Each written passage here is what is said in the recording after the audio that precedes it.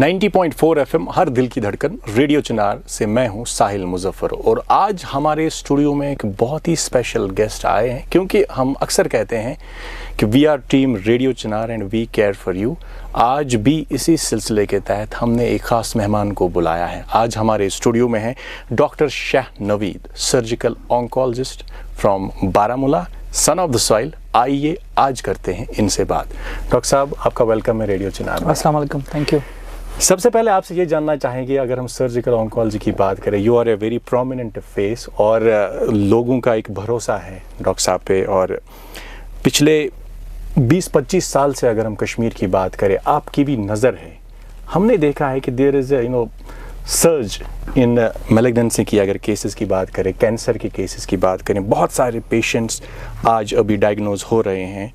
As a surgical oncologist आपने क्या observe किया है? What's the reason for this? देखिए, हमारे कश्मीर में पिछले 25 सालों में जो हम सबको परसीव होता है कि द केसेस ऑफ मैलिग्नेंसी बढ़ रहे हैं, कैंसर के पेशेंट्स ज़्यादा आ रहे हैं जी। देखिए, एक चीज़ इसमें यह है कि 25 साल पहले लोगों में इतनी अवेयरनेस नहीं थी। ओके। अब लोगों में अवेयरनेस ज़्यादा है, वो कांटेक्ट ज़्यादा करते हैं एज अपोज टू 25 साल पहले। उस वजह से एक परसीव्ड नोशन है कि शायद केसेस बढ़ रहे हैं। सो वन रीज़न इज़ कि अवेयरनेस थोड़ी सी ज़्यादा है। Okay. The second is the population increase. Population बड़ी है, इसलिए पैरेलल जो है केसेस रिपोर्ट ज़्यादा हो जाएंगे। तो इन दो पहलुओं को अगर हम साइड में रखें, उसमें तीसरा पहलू भी इम्पॉर्टेंट है कि इन जनरल मैलिग्नेंसी का इंसिडेंस क्यों बढ़ रहा है हमारे कश्मीर में। इनफैक्ट ये खाली कश्मीर की बात नहीं, it's all over the world.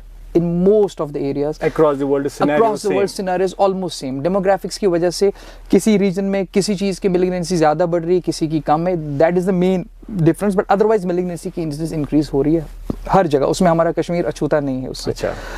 एक बहुत इंपॉर्टेंट चीज़ है the adulterated foods, packed foods, junk foods, sedentary lifestyle, जिसमें लोगों का चलना, आप देखिए बाहर तक जाना है गाड़ी का इस्तेमाल करेंगे, कोई चलेगा नहीं। ऐसी लाइफस्टाइल जिसमें आपकी एक्टिविटी बहुत कम रहती है, जिससे फिजिकल एक्टिविटी कम हो गई है, बहुत कम हो गई है। उससे obesity and that indirectly many of the malignancies associated with it. उसके अलावा हमारे कश्मीर में एक चीज़ है जो कि आपको पता है, हम लोग मीट बहुत खाते हैं, we are red meat eaters. उस वजह से भी कुछ मैलिग्नेंसीज हैं जो हमारे पार्ट ऑफ द वर्ल्ड में ज़्यादा पाई जाती हैं as oppose to some other areas. उसमें हमारे कोलोरेक्टल कैंसर्स बहुत इंपॉर्टेंट है, because we are voracious meat eaters. हम रेड मीट बहुत खाते हैं। सेकंड रहता है हमारा सॉल्टेड फूड्स, जिसमें सोन आचार चासा गैरे। मैं ये नहीं कह रहा हूँ कि आचार नहीं लेना है, we can take it in some quantity, small quantities, but जब भी वो मिकदार से ज़्यादा हो जाती हैं, द प्रिजर्व्ड फूड्स, प्रिजर्वेटिव जिसमें सॉल्ट पड़ा होता है, तो that has shown to increase GI cancers. नमकीन चाय, नून चाय सुबह से खाली में आध गुड़ने अच्छी चवा, बट बोन साइड के मतलब it has to be taken in limits. अच्छे मिकदार में चुन, अगर चाय प्याल अख चो तुम 3-4-5 चाय प्याल से इकवटे चीन की, चाय प्याल अख चो सुबह, ओड चाय प्याल चो सुबह, ओड चाय प्याल पे, that's enough, that should be okay. ये चीज नोशन अक सानन गरन मज जो बड़े बुजुर्ग हैं, चाय कप 2-3-4-5 चमा मे कलस दोद अम सित गसम फर्क गसान छ। मैं कहूंगा यस हेडेक में, बट दैट इज ओकेजनल। वो कहता है इसमें दोहे कलस दो, वहाँ ही हैज अ हेडेक, उस वक्त वो पियेंगे, that is no problem. But एक रूटीन बनाना, रोज 4-4 कप नमकीन चाय पीना, that has an effect. And hot पीना, गरम चाय, गरम आप देखोगे बहुत लोग अभी मिनट नहीं हुआ होता है, उनका गरम चाय का प्याला नीचे चला गया होता है। It Burns all your mucosal layers, जो भी आपके ऑरोफेरिंक्स में होता है वो ऐसे ही चला जाता है स्टमक में बिना ठंडा हुए। तो ये ट्रॉमा कंटिन्यूसली जब रहता है बहुत सालों तक, उसमें स्क्वामस मेटाप्लेसिक मतलब चेंजेस होते हैं आपके गसा अंदर जत दजा। ओके। उसको दजा ये उसको बहुत टाइम तक, कुछ सालों तक रहता है, it gets converted into malignancy. Okay. Doctor साहब, एक और सवाल मेरे जहन में ये है कि जब भी पेशेंट डॉक्टर के पास जाता है और डायग्नोज हो जाता है कि इनका फर्स्ट स्टेज है, सेकेंड स्टेज है, थर्ड स्टेज, और अक्सर ये कहा जाता है कि आप थोड़ा लेट आए हैं, और पेशेंट कहता है कि मुझे आज तक कोई सिम्टम्स ही नहीं थे, मुझे इस बारे में कुछ पता ही नहीं था। आपसे हम जानना चाहेंगे कि when to consult a doctor. देखिए, इसमें एक चीज़ है, malignancies, because there are many malignancies, बहुत सारी मैलिग्नेंसीज हैं, और हर मैलिग्नेंसी का प्रेजेंट करने का जो सिम्टम्स हैं सबके डिफरेंट रहते हैं जी।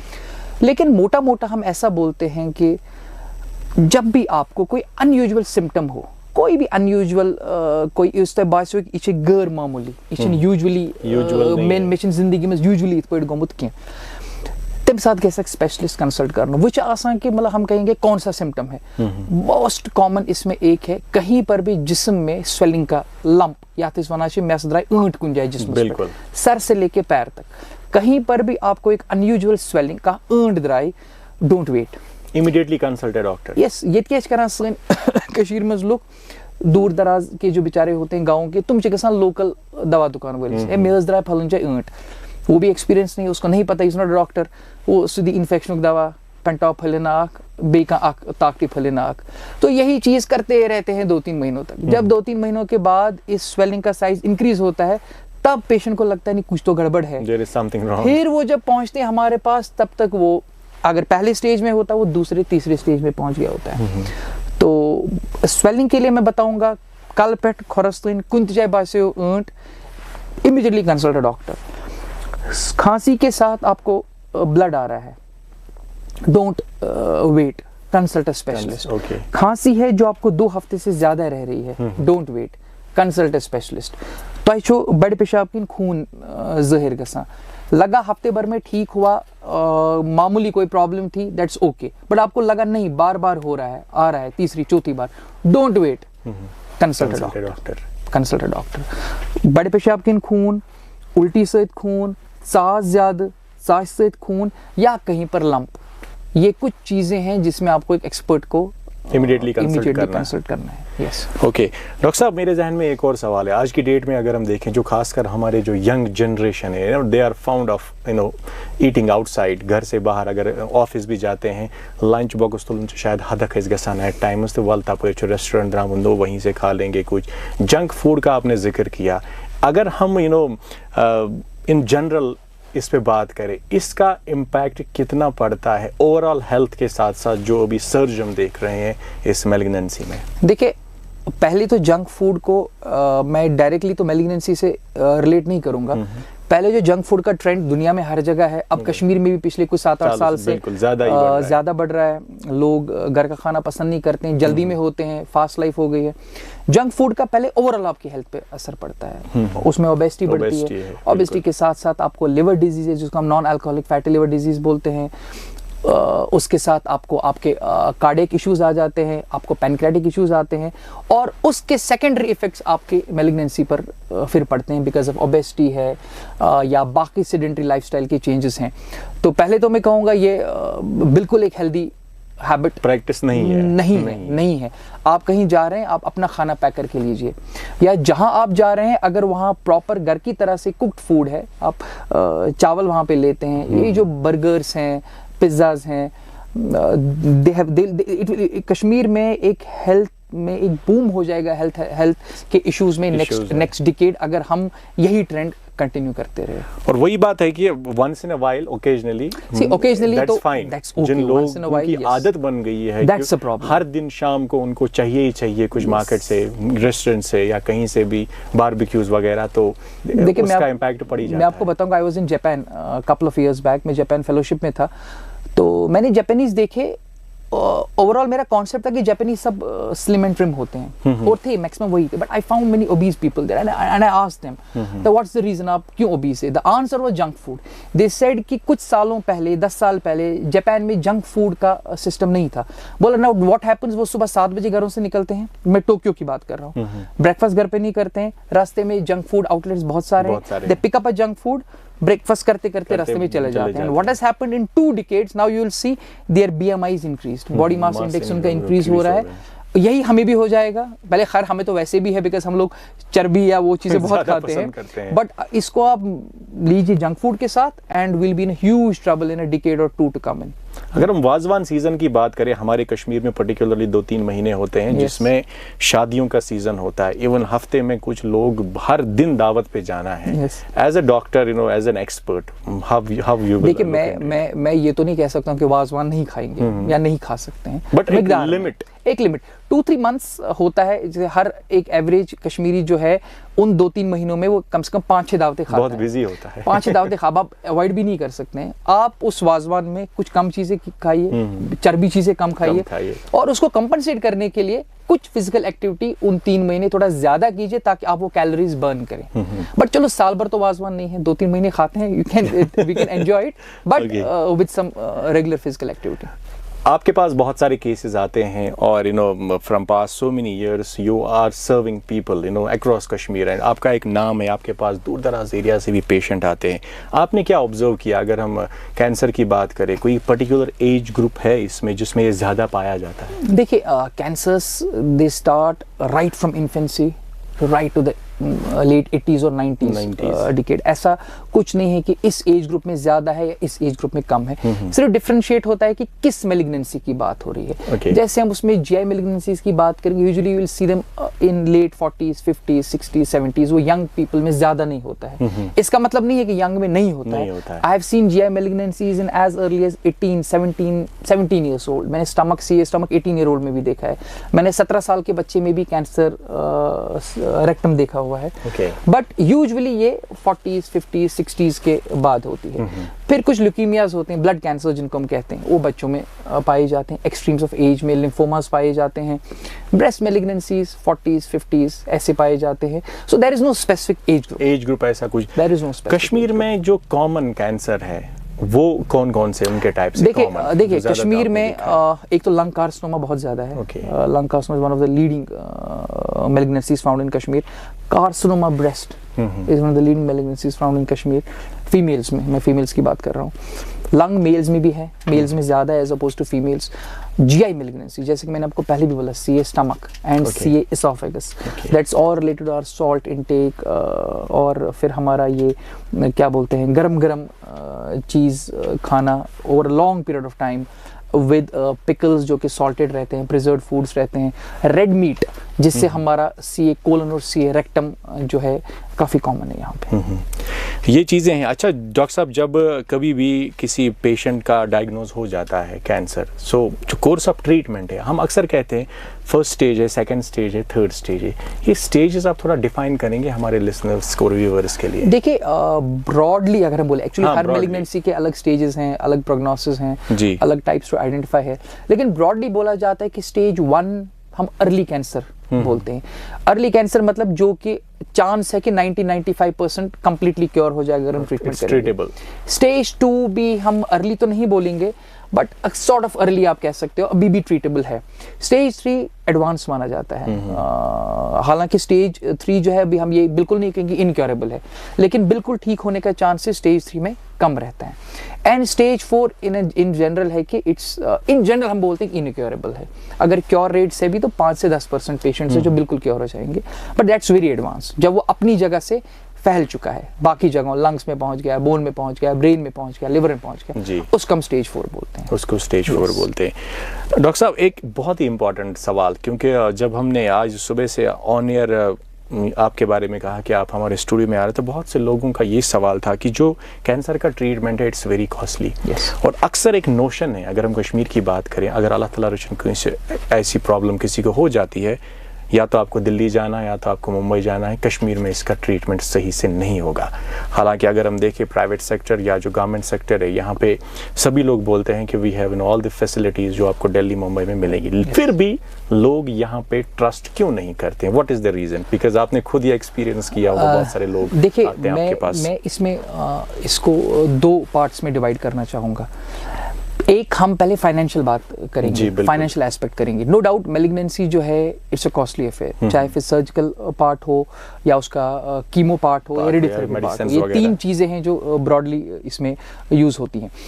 उसमें कॉस्टली इन द सेंस, जब से हमें 2 साल ऑलमोस्ट आई थिंक 2-3 ईयर्स हो गए आयुष्मान भारत में मेडिकल ऑन्कोलॉजी की काफ़ी सारी ड्रग्स हैं जो कि आयुष्मान भारत के अंडर कवर हो जाती है, और ये गवर्नमेंट सेटअप में भी कवर हो जाती है और 99% प्राइवेट सेटअप में भी कवर हो जाती है। तो एक चीज़ गवर्नमेंट ने कर दिया, दे हैव कवर्ड इट। मैं मेडिकल ऑन्कोलॉजी की बात कर रहा हूँ। सर्जिकल ऑन्कोलॉजी भी हमारे हॉस्पिटल्स में, जो गवर्नमेंट हॉस्पिटल्स हैं, वहाँ पर फ्री ऑफ कॉस्ट होता है। पेशेंट को कुछ ही 1000 रुपये खर्च करने हैं जस्ट फॉर सम एक्सेसरी, कुछ चीज़ें लानी होगी, दैट्स एट मोस्ट। और रेडियोथेरेपी तो गवर्नमेंट सेक्टर में ही अवेलेबल है कश्मीर में, हमारे शेर कश्मीर में और SMHS में, तो वो तो ऑलमोस्ट फ्री ऑफ कॉस्ट होता है। तो ये नोशन कि अब ये कॉस्टली रहा है, हाँ कीमोथेरेपी ड्रग्स बहुत कॉस्टली थी, अभी भी कॉस्टली हैं, लेकिन आयुष्मान भारत स्टार्ट होने से थोड़ा बर्डन ईज आउट हो गया, 70% बर्डन ईज आउट। हर एक दवा वो कवर नहीं करती है, बट मैक्स बहुत सारी दवाएं वो कॉमनली कवर करती हैं। तो हम अपने गवर्नमेंट सेटअप में जाके इसकी फैसिलिटीज़ अवेल कर सकते हैं। शेर कश्मीर है सोरा, या SMHS या सुपर स्पेशलिटी हॉस्पिटल शीरीन बाग है, या for that matter of fact GMC Baramulla है, या बाकी GMCs हमारे हॉस्पिटल में, वहाँ ये आयुष्मान भारत में ऑलमोस्ट सब कुछ कवर हो जाता है। तो अल्हम्दुलिल्लाह उस चीज़ में प्रॉब्लम नहीं है। तो फाइनेंशियल एस्पेक्ट। दूसरा एस्पेक्ट ये है कि लोग ये क्यों सोचते हैं कि मैलिग्नेंसी है अब फौरन भागो भाई टाटा। बिल्कुल, मैं आपको बताऊंगा, I have been in this field for almost 10 years now. उस मैंने शेर कश्मीर स्किम्स में ही मैं 6-7 साल था। To be frank 99% of malignancies can be treated completely in Kashmir. बाहर जाने की जरूरत ही नहीं है। मैं स्किम्स में 6-7 साल था, आई थिंक हमने हार्डली 2 पेशेंट रेफर किए होंगे जो हमें पता था कि हमारी स्टेट में वो फैसिलिटी नहीं है। उन 1% 2% केसेस को हम लोग बाहर, जहाँ पे हमें पता होता है, उनसे बात करके उनको रेफर कर सकते हैं। अब लोगों में क्यों, लोगों में मिसट्रस्ट है। उनको शायद लगता है कि मैलिग्नेंसी है, शायद यहाँ इसका ट्रीटमेंट नहीं होगा, तगन कारून की है, या इमिस छिन आत्मज तजुर्बे की है, या इछिन ये करां की ही, या इन जनरल मिसट्रस्ट है। तो वो उसके लिए बाहर चले जाते। बट फिर भी मैं आपको बताऊंगा, मैं शेर कश्मीर में 6-7 साल था, ऐसे उसने तेरे फुर्सत ही आसान, इतने पेशेंट्स। मैं आपको बताऊंगा, जम्मू से राजौरी, उधमपुर, पुंछ, वहां से भी पेशेंट आते थे। They used to come to SKIMS, they had trust. हम इतने सारे पेशेंट, OPD से कभी कभी हमारा ऑन्कोलॉजी का डिपार्टमेंट 8 बजे शाम को निकलता है सोबरा से। कभी भी आप आके देखेंगे, पूछ भी सकते हैं पेशेंट्स को, कभी कभी 8-8, 9-9 बजे तक उनको टर्न आती रहती है, डॉक्टर देखता रहता है। सो ऐसा नहीं है, बहुत लोग आते हैं, बट हाँ एक गुड प्रोपोर्शन ऑफ लोग हैं जो कहते हैं कि नहीं हमें बाहर जाना है। देखिए कोई फायदा नहीं, आप टाटा जाएंगे ट्रीटमेंट के लिए, जो ट्रीटमेंट आपको घर पर मिलेगी कम पैसों में मिलेगी। आप टाटा जाएंगे, आपने एयर टिकट्स करने, बड़े सारे लोग लेने, फिर वहाँ आपने अकोमोडेशन करना है, फिर आपको वहाँ लाइन में खड़ा रहना है, वो आपका कॉस्ट 10 गुना ज्यादा एस्केलेट करता है। एज अपोज टू वही चीज अगर आपको स्कीम्स में 10,000 में सब कुछ हो जाएगा, including your lodging and transport, वही चीज में आपको बाहर 1 लाख 2 लाख रुपए लग जाएगा एयर टिकट। बोलिए ज्यादा ही लगेगा। तो मैं लोगों को बोलूंगा, आपने कभी भी बाहर जाना है, पहले एक एक्सपर्ट ओपिनियन यहाँ लीजिए। बिल्कुल। जब आप यहाँ सेटिस्फाई आपको यहाँ का ऑन्कोलॉजिस्ट नहीं कर पाएगा, then you can think about it, but at least आप बात तो करें यहाँ के ऑन्कोलॉजिस्ट से।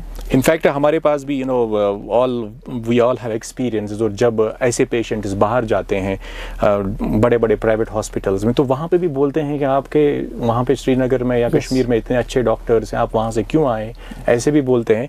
हमारा अल्हम्दुलिल्लाह यहाँ पे कश्मीर में जो डॉक्टर्स हैं, दे आर वेरी इंटेलिजेंट और वेल इक्विप्ड और वेल ट्रेंड, और आज की डेट में जो टेक्नोलॉजी की वजह से जो ये मेडिकल फील्ड में बहुत सारी इनोवेशंस आई हैं, अल्हम्दुलिल्लाह हमारे जो डॉक्टर्स हैं, डॉक्टर साहब is one of the example, पिछले 10 साल से काम कर रहे हैं और रिजल्ट्स बहुत ही अमेजिंग है।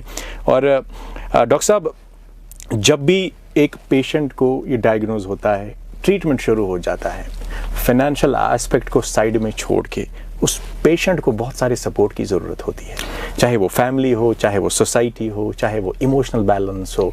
एज अ डॉक्टर आपने बहुत सारी चीज़ें सुनी भी होगी पेशेंट से, या जो उनके साथ अटेंडेंट्स होते हैं, या फैमिली से जब आप इन डेप्थ डिस्कस करते हैं, आपका इसमें क्या कहना है और क्या आपकी ऑब्जर्वेशन रही? देखिए, पेशेंट्स को, अगर आपके पास पेशेंट आता है विद सस्पेशन ऑफ मैलिग्नेंसी, शायद कैंसर, तभी हमारे पास आएंगे। मैं ऑन्कोलॉजिस्ट की बात कर रहा हूँ। हम कभी भी we don't break the news to the patients directly on face. आप आपको डायरेक्टली उसको चेहरे पर नहीं बोलोगे चशी कैंसर द्रामुत, आप ऐसे ये स्टेज तो उसे हालत ही खराब है। बिल्कुल, ऑब्वियसली हम सारा पढ़ेंगे, देखेंगे, अच्छे पन्ने तरीके पेशेंट समझाओ इन अ वेरी सटल वे, उनको शॉक भी ना लगे और उसको हिंट मिल जाए कि कोई ट्रीटमेंट है। वन सेकंड एस्पेक्ट, आपको वहां पे पेशेंट को होप देनी है। अगर आप उसको एक न्यूज ब्रेक कर रहे हो इन अ सटल वे, बहुत माइल्डली, कि आपको ये प्रॉब्लम है, आपको वहीं पर उसको होप देनी है कि देखो इसका ट्रीटमेंट है।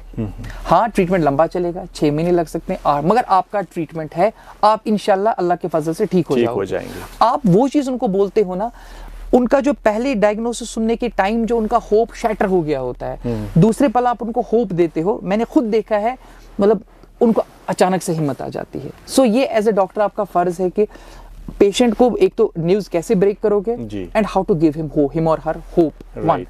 उसके बाद उसका फैमिली सपोर्ट। अब फैमिली में आप घर जाओगे, सब लोग अब इसको मिलिग्नेंसी छोड़ दो भाई, खत्म, फिनिश, एमसिस कथास मकले। फिर हम हमसाए शाम को आते हैं खबर पूछने के लिए, वो बोलते हैं सुचो खत्म सुचो मकला मुत, इसके शीर कॉमन अक्सर है हमारे यहाँ। अगर किसी को बुखार भी होगा 2 दिन के बाद बोलेंगे सुचो खत्म, तो वो उससे और परेशान हो जाता है, उससे पेशेंट और परेशान और घर वाले और डिमोटिवेट।